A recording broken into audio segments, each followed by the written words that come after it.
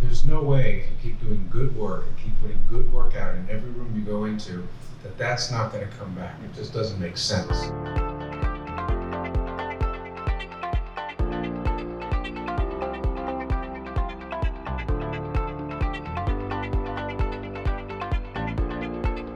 I got the bug really young. I was really into comedy when I was a kid, and I grew up in a little area in Baltimore called Mount Washington, and it was a cool little town. We lived you walked down this hill, and in this little town, our school was right there. Everything was super close, and there was a record store called Chicks, and I was really into music and really into comedy, and I got these Richard Pryor albums, and I would just play them.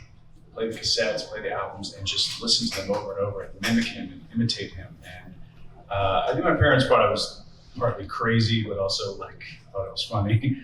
But that was how I got into wanting to perform, because I loved to imitate Richard Pryor. I was a little white kid from Baltimore, just walking around doing bits of Richard Pryor's whole life. It was, like I said, I think my parents they had fun with it, but I used to talk back to my mom like I was Richard Pryor. I spent a lot of time working with Terry, learning it, being really prepared. And at the end of the day, not only did I not get it, I don't even think the director even saw it. I'm dead serious. It was one of those things where you kind of go, I've been doing this, I'm 47 now. I'm like, that's what this fucking business is about right now. Really? Dude can't watch it for 4 minutes. He doesn't have to hire me, but that's the kind of stuff you go through. But at the end of the day, the good part of the story is I felt like I don't know if I hit a home run, but I felt like I hit a really solid double. I really was I felt really good about it. It was a solid read. My new agents were very excited about it. And the point of that story is that that's the kind of level, even if it doesn't work out your way, I would have kicked myself. I felt I didn't really work on it. Because you can self-sabotage yourself so much as an actor. We all know we do that. And we do it because it sucks. It sucks, the flip side of that, the part of the story I'm leaving out is I think the casting director really liked it, but it's not what the director's looking for, but wouldn't sort of articulate what it was. So my new agent, which is why I really like my new agent, said, well, fuck that. And she sent it to the director directly, emailed to him, but he still didn't respond. Now, some people are weird because they don't want to talk to people, actors, and they can get weird. And that's the other thing I've noticed more is people there's this detachment from what we do. We're such a vital part of making film and theater. And you don't find it as much in the theater. People sit down with you in the room of the theater, right? You're not putting yourself on tape usually for a play, because I think there they do get it. But certainly in film and television, it's this level of detachment that I find really disorienting and disconcerting. But again, the bigger thing for me was, you know what?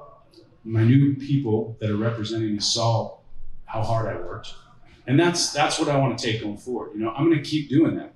I just told him there's something else, and maybe the same thing will happen. These are things that you got to fight for. I get a lot of things coming in, offered a lot of things. Some of them I don't want to do. I'm lucky in that respect. I can sort of pick and choose a little bit. But with this stuff, the stuff that you really want, often you're going to have to fight. And I have to look at it in that baseball mentality of if you get a hit 3 out of 10 times, you're going to the Hall of Fame. But in life, that can feel like you're a fucking loser, because you're just wow, I keep banging my head against the wall over and over again.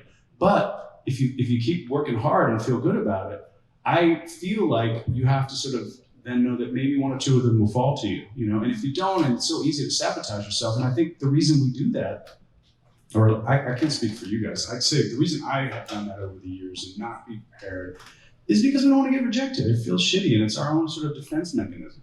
And I would just say, do away with that. Go in there, ring as many bells as you can, be as prepared as you can, have choices, and do what you want to do, not necessarily what you think they want to do. And it's going to go your way or it's not, but you're going to feel really a lot better about yourself that you know that you did that. And that's something that I tell every actor that ask me. I think it's so important. I really do. I just think it's the most important thing, because I've also directed as well, and I've been on the other side of it, and you can tell there was times when I was directing episodes of The Good Wife where some actors would come in, and people that I know that I revere, who I think, God damn, we'd be so lucky to have this person. And there's 3 or 4 other people that feel the same way about it. So it helps you sort of depersonalize it in a weird way, that we can always feel well, it's me. Sometimes it's just, it can be about, in television, it could be there's 5 or 6 people deciding, and maybe it's a height. It can be as silly as that. You really don't know. But I think regardless of that, just you go in, you fight, you feel so prepared, because the more you prepared you are, don't you guys feel more relaxed when you're prepared? Yes. I mean, that's to me the reason to prepare, is I feel I can relax, I can let go of the material, I can just sort of be in that moment. And that's been really helpful, working with Terry in that regard, because I feel like it gives me the opportunity to just kick around ideas. We talk about things and run scenes and make choices and see what works. And when I'm home thinking about it, and then make more notes on that, and come in and feeling like really like I've got a sort of foundation ready to move forward. That's a long answer, but sorry. Happiest times probably as an actor ever are in a rehearsal room in a play. Like if we could just rehearse the play and maybe never perform it. I just love it. I do, because I'm analytical in nature. I love to dig in. I love to find new stuff. And I just find that like to be the most, there's always something kind of sad to me when a play opens. I always feel a sadness. Like I understand that's the point, is to perform it for people. But the happiest I've been have been plays, in Chicago or San Francisco, where you're just rehearsing with people during the day and trying to bring as much humanity and life to these people, and then going home and sleeping on it and coming back and digging more. But there's something in television where you don't have that. So, but it changed a different muscle. You just have to you got to get it quickly. And The Good Wife was lucky because there's this bevy of theater performers and actors that come as our guests. So they're used to that kind of knowing how to kind of get stuff. And they usually have the script longer also, the guest stars, which is just weird, but that's how it works. Than the people who are there kind of every day. But it does, you don't have the time. So you have to kind of just rely sort of instinctually a little bit more on like, what's the scene about? What do I want to say? What's my objective? What am I looking to accomplish in the scene? All these things. And that comes pretty quick. He was recasting everybody apparently. And he had seen my screen test and had said, he thought I was really great, but if he wanted me to, I would have to go audition for it again. So I was, said, okay. I mean, it was like, this is a movie I've been paid for. Like, it was like, it fell apart that quickly. And here I am a year later going to audition. I tell you the story, not that you asked, you want to know more about the making of the film, which I'll get to, but I think it's interesting in terms of like the business of what you have to put up with. And there was the casting director, Howard Fuhrer, who's passed away, may he rest in peace. He knew I had been cast. And I wanted to read for Knox, the same role that I'd been casted for.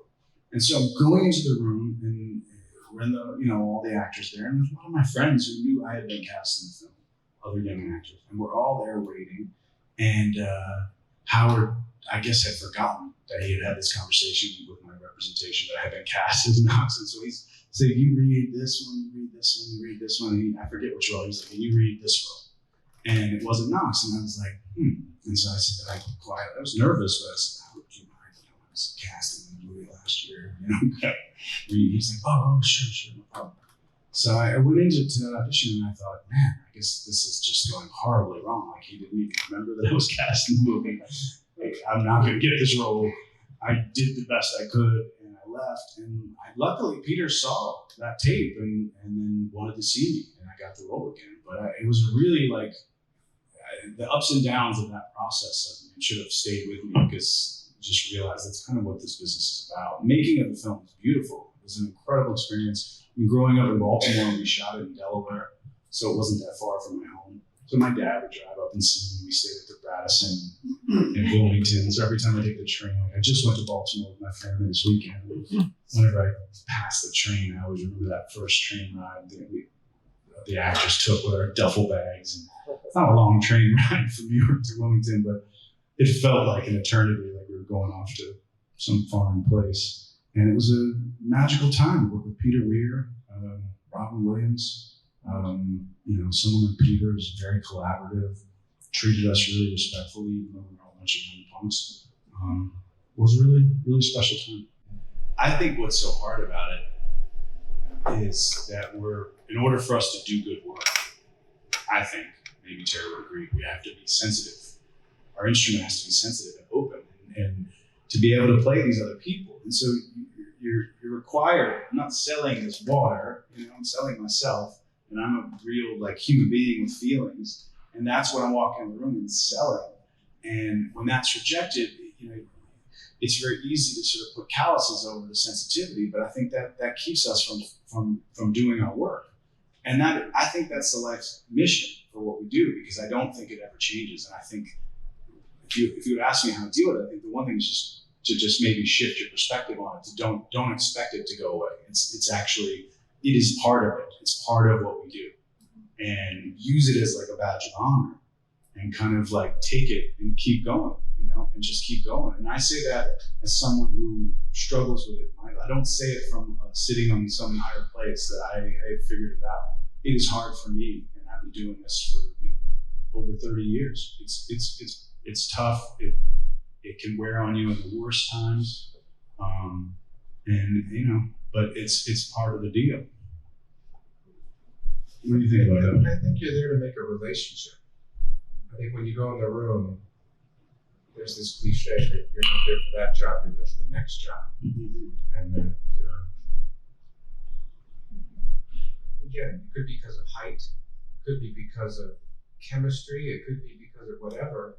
But if you go in and you keep doing good work, there's no way if you keep doing good work and keep putting good work out in every room you go into, that's not going to come back. It just doesn't make sense. And so you can't need the job. You just have to love the fact that you're there to do your work. And an audition is actually an acting job. Mm-hmm. And since you love acting, that's a fun thing to do. And then just say thanks and move on. And if you get it, that's great. If not, you put it out there. And that's going to come back. The theater was the first thing I did. And the business would kind of sweep you away from it. I lived in LA for a while, and so it's harder to find theater jobs to do out there. But I think part of why I love to do it so much is, well, first of all, it's art.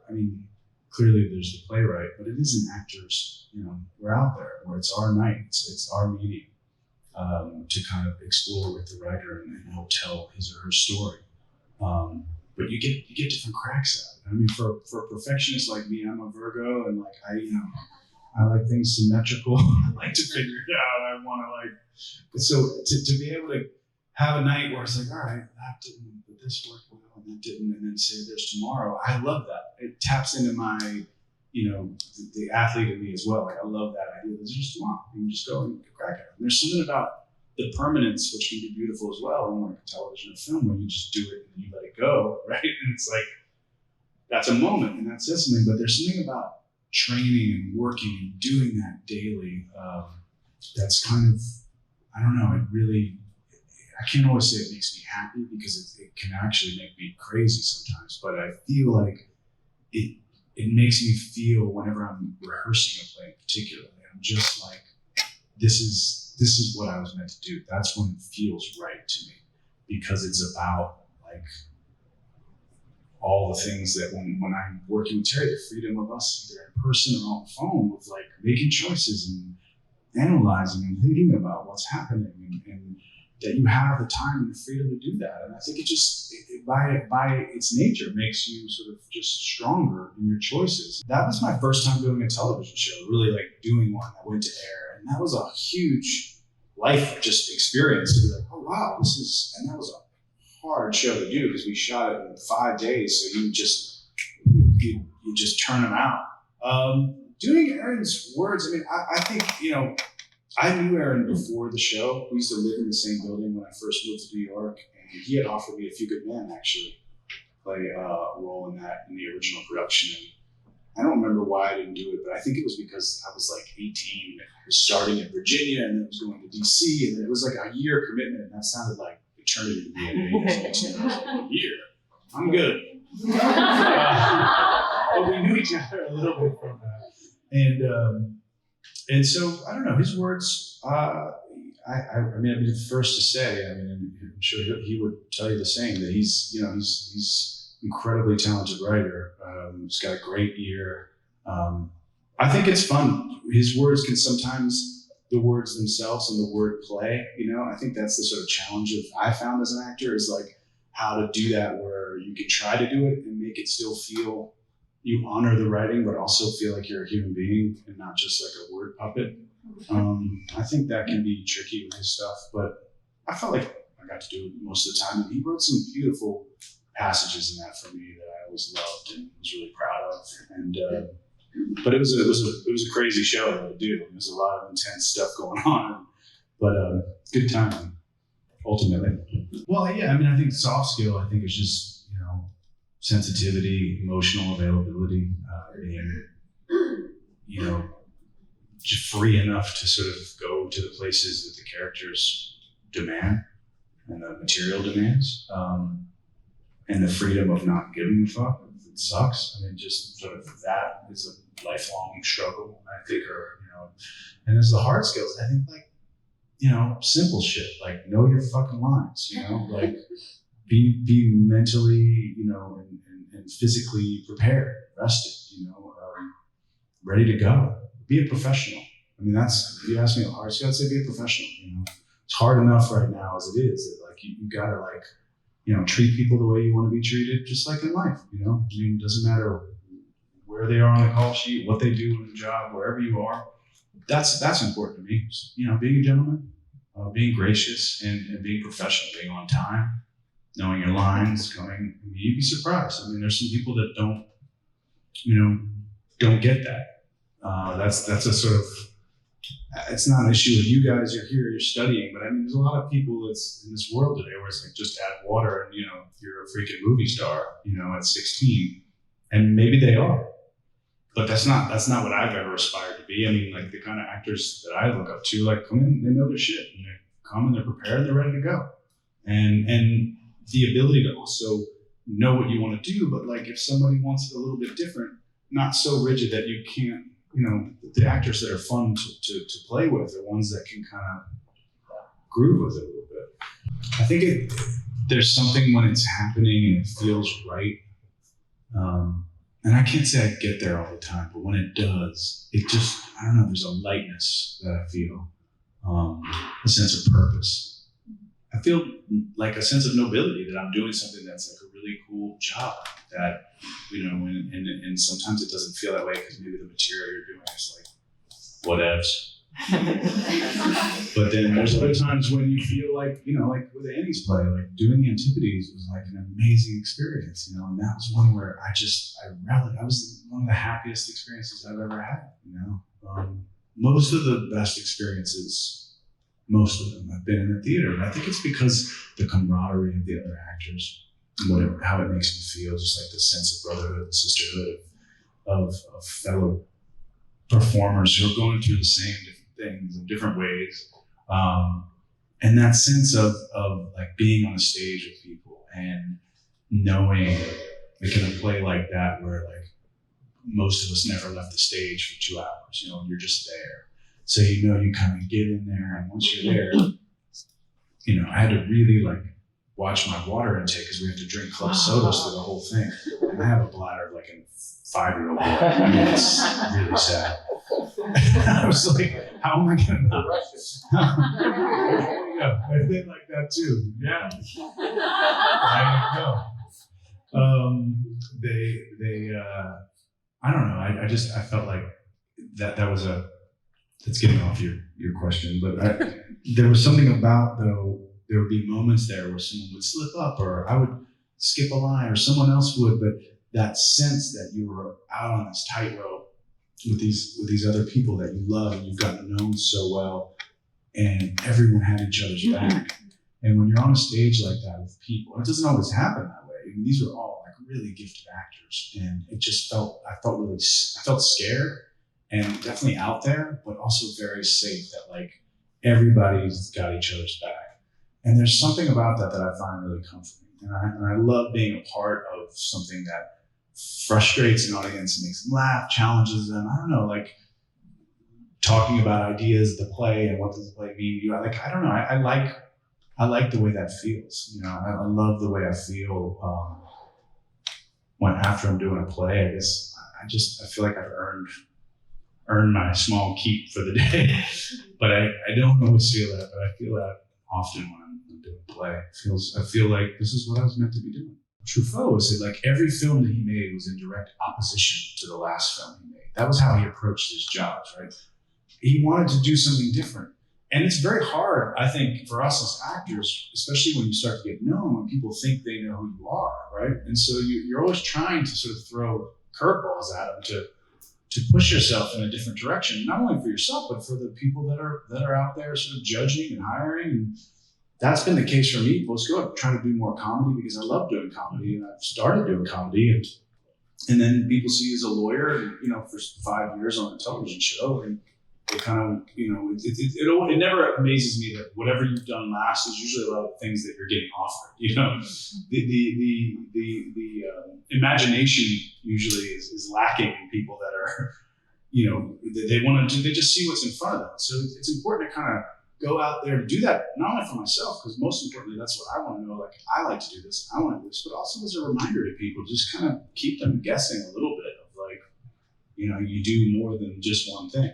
His analysis and his instinct just kind of continually impress me. And I'm always like, oh, wow, yeah, right, great. And sometimes they're happening so fast that I have to like write them down. And I know that I kind of just bank them because I know later when I'm going to be home, sort of looking through the material more, like I want to have all these ideas, these little points to be able to think about, and this choice or that choice. And I find like he's able to cut through it like in a way that just there's no bullshit, and it's kind of straightforward, and it's precise, and it's real, and sometimes it surprises me. And other times I may have had the same idea, but he says it better, Yeah. but it's helpful, and it just, I don't know, it gives me like an extra. I feel like I've got some extra ammunition. No, I mean, this is really nice. I'm thinking about, and you're gonna remember the material better. That self-tape had 3 scenes. Yeah. And so I think that also becomes part of what you're putting out is, it's like a 3-course tasting menu. Right. So if you're really good at broccoli and the character's about broccoli, I wouldn't put 3 courses of broccoli out there because you already saw it. And so I think we're also looking for showing different facets of the character, like in the scene with the sun. Yeah, At the end, really lovely scene. And you had the idea, like I was playing that. My instinct was to play that a little heavier, and you had the instinct was just playing it, which was the right choice, I think, to play against it because the given circumstances of the scene do that for you. And I was sort of putting it on top of that. And so I don't know. The irony of all of this is I get invigorated from our sessions together, whether it's in person or on the phone or on FaceTime, whatever we do. It's usually some version of the 3. But I again, do all of that. Spend that time. I wouldn't change it. Nobody watched. I mean, Caster watched it. Director didn't even fucking watch the thing. So no, but the point is, I'm okay. Like I did it, and I feel like that's what I want. I'll keep doing that because that's what I want to do. But you also needed your new reps to know how hardcore you were. That I would fight, and they were very happy with it. So that was important to me. That they were like, you know what, we think this is fucking great, and they were excited to send me in. And they saw now when they put something in front of me, they know that I'll work hard on it, and that's what I want to keep doing. But just to say, just to go back again doesn't mean it doesn't take the wind out of your sails, but then you just gotta get back out. I think you can't worry about what you think they want. I think Josh said that before. Yeah. I think you have to say, this is my version of the scene. This is what I get from it. Exactly. This is some good work. And even if it's wrong, a good casting director and a good director is going to be excited by that because they're going to see an actor who can function and who has ideas. And I think the main thing is for you to have ideas. Like, what's your version of it that's not necessarily what the 47,000 other people are doing?